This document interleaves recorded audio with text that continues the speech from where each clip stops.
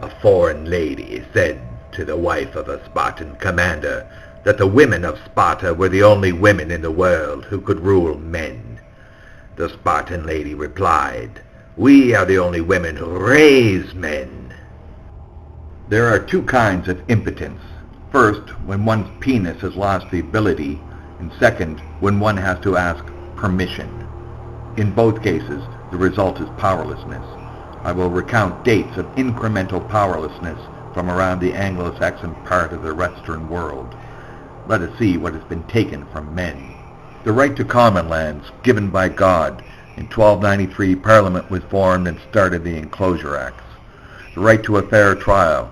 Late 1400s, the Star Chamber was an absolute den of corruption. The right to marry without permission. 1639, governments require permits. The right to own freehold land, late 1600s, property tax introduced. The right to protect yourself with arms, 1903, gun control. The right not to fight in foreign countries, 1916, conscription. The right to pass wealth to your children at death, 1916, death tax. The right to own the money you earn, 1919, income tax. The right not to have your home invaded, 1920, drug control laws. The right to be paid in real money, 1936, ending the gold standard and beginning fiat money. The right not to live in constant war, 1945, the Cold War, war against drugs, war against terrorism. The right not to have your children taken, 1970, no-fault divorce. The right not to have police take your assets, 1984, civil forfeiture. The right to a public court trial, 2012, closed material procedures allowed. The right not to be indefinitely detained or summarily executed by government, 2012, NDAA.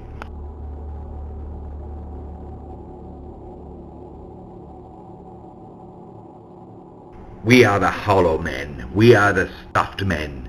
Between the potency and the existence, between the essence and the descent, falls the shadow. This is the way the world ends, not with a bang, but a whimper. Mr. Kurtz, he dead.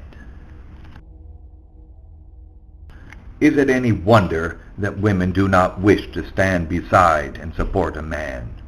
No wonder also that women have allowed themselves to be mesmerized by images on the media, first of the perfect man and then of the bumbling man, mesmerized also by the all-giving hand of government.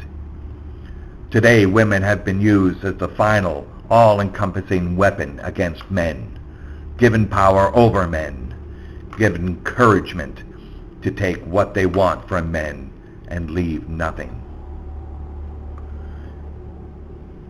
It is hard, given the list above, to determine at which exact point women intuitively lost respect for men. But the right to respect also has been taken from men at some point. The respect of other men, the respect of women, and self-respect. Where else are men impotent? In prison. And do we not see men acting like prisoners, tattling on each other to get favors from the warden, complaining about minuscule matters of fairness, doing what they are told? Men in prison do not respect other men. They may fear them, but not respect them. Perhaps in some twisted way, respect becomes equated with fear. Today, women openly seek only those men who can rise to the top of the corrupt, violent system and make lots of money. Those who did not get or make or take those lucky breaks, the vast majority of men, are nothing but impotent cogs in a wheel, shunned or used and abused by women who laugh their way out of the courtroom. The impotence has been made complete. Men, seeing themselves for what they have become, lose self-respect, and the impotence is complete. There is nothing powerful in a broken man. Nothing except Mgtow. Spartans do not ask how many the enemy are, but only where they are. I have saved one last right taken from men, the right not to have their children placed into debt slavery, 30-year bonds.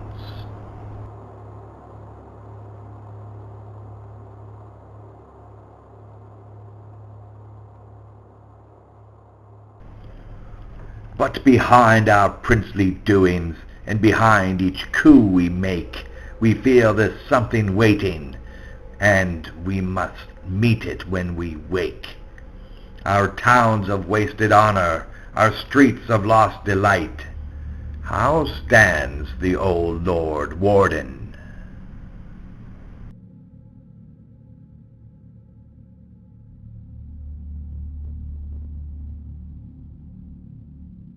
We will end on the famous Spartan woman's saying.